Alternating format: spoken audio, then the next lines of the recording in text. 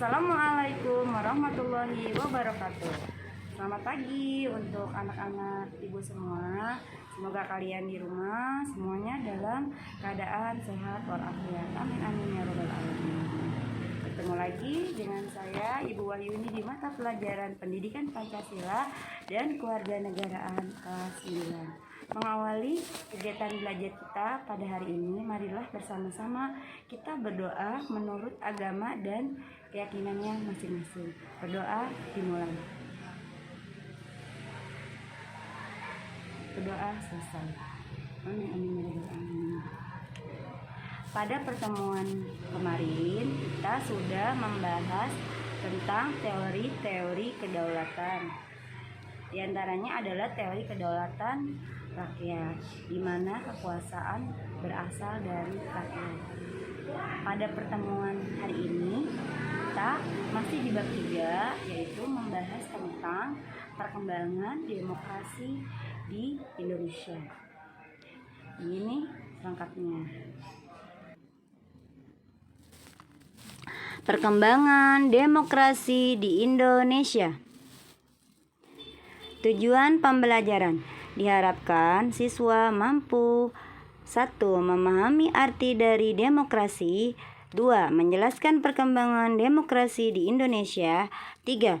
Menyimpulkan perkembangan demokrasi di Indonesia sesuai dengan prinsip-prinsip kedaulatan berdasarkan Undang-Undang Dasar Negara Republik Indonesia tahun 1945. Pengertian demokrasi. Demokrasi berasal dari bahasa Yunani, yaitu demos, yang berarti rakyat, dan kratos, yang berarti kekuasaan. Menurut Abraham Lincoln, demokrasi adalah sistem pemerintah yang berasal dari rakyat, dijalankan oleh rakyat, dan ditunjukkan untuk kesejahteraan rakyat. Demokrasi yaitu di mana kekuasaan berada di tangan rakyat. Di Indonesia sendiri, pelaksanaan demokrasi telah mengalami beberapa perubahan sebanyak 4 kali. Perjalanan demokrasi di Indonesia dimulai pada masa Orde Lama, yaitu sejak Indonesia merdeka. Pada masa Orde Lama, sistem demokrasi terbagi menjadi 2, yaitu demokrasi liberal tahun 1945 sampai 1959. Kedua, demokrasi terpimpin tahun 1959 sampai 1965. Ketiga, demokrasi Pancasila Orde Baru tahun 1966 sampai tahun 1998. Keempat, demokrasi era reformasi tahun 1998 sampai sekarang. Demokrasi liberal atau biasa disebut juga dengan Orde Lama, di bawah kepemimpinan Bapak Presiden Insinyur Soekarno. Demokrasi yang berlangsung dari tahun 1945 sampai 1959. Ciri-cirinya adalah: pertama, presiden dan wakil presiden tidak dapat diganggu-gugat. Presiden dan wakil presiden pada masa ini dipilih oleh MPR atau Majelis Permusyawaratan Rakyat. Kedua, menteri bertanggung jawab atas kebijakan pemerintah. Pada masa ini, sistem pemerintahannya adalah parlementer.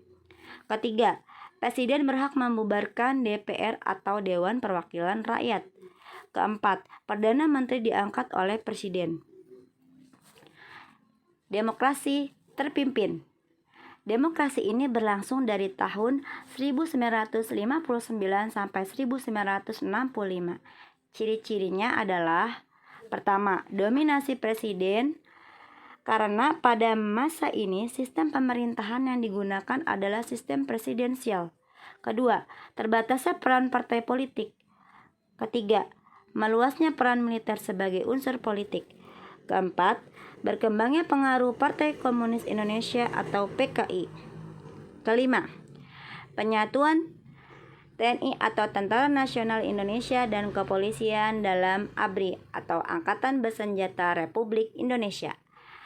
Keenam, pembubaran beberapa partai politik seperti Masyumi, PSI, Murba, BPS.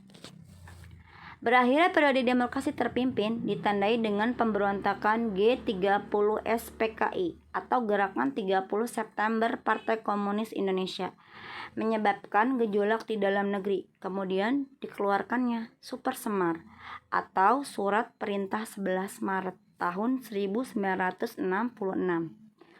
Surat ini berisi pemberian mandat kepada Letnan Jenderal Soeharto selaku Panglima Angkatan Darat dan Pangkopkamtib Panglima Komando Operasi Keamanan dan Ketertiban untuk mengambil segala tindakan yang dianggap perlu untuk mengatasi situasi keamanan yang buruk pada saat itu.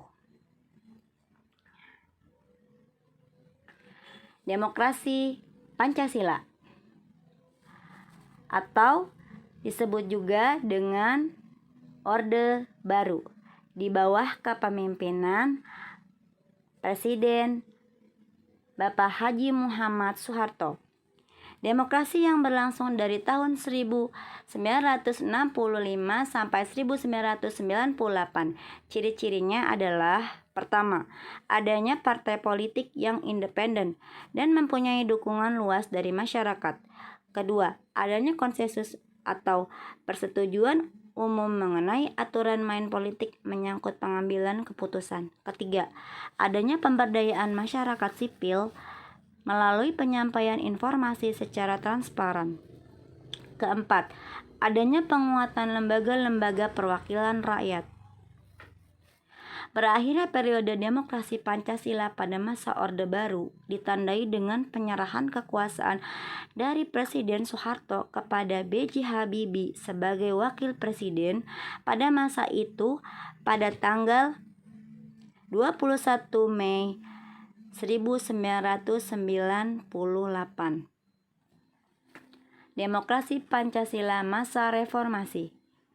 Demokrasi yang berlangsung dari tahun 1998 sampai sekarang, ciri-cirinya adalah: pertama, mengutamakan musyawarah mufakat. Kedua, mengutamakan kepentingan masyarakat, bangsa, dan negara. Ketiga, tidak memaksakan kehendak kepada orang lain. Keempat, selalu diliputi oleh semangat kekeluargaan. Kelima, adanya rasa tanggung jawab dalam melaksanakan hasil musyawarah. Demokrasi yang diterapkan negara kita pada era reformasi ini adalah demokrasi Pancasila. Tentu saja berbeda dengan Orde Baru dan sedikit mirip dengan demokrasi parlementer tahun 1950 sampai 1959. Karakteristik demokrasi di era reformasi. Pertama, pemilu yang dilaksanakan tahun 1999 sampai tahun 2004 jauh lebih demokratis dari yang sebelumnya. Kedua, rotasi kekuasaan dilaksanakan dari mulai pemerintahan pusat sampai pada tingkat desa. Ketiga, pola rekrutmen untuk pengisian jabatan politik dilakukan secara terbuka. Keempat, sebagian besar hak dasar bisa terjamin, seperti adanya kebebasan menyatakan pendapat. Di usia Indonesia ke-75 tahun, demokrasi masa reformasi masih bisa dibilang dalam tahap pencarian jati diri.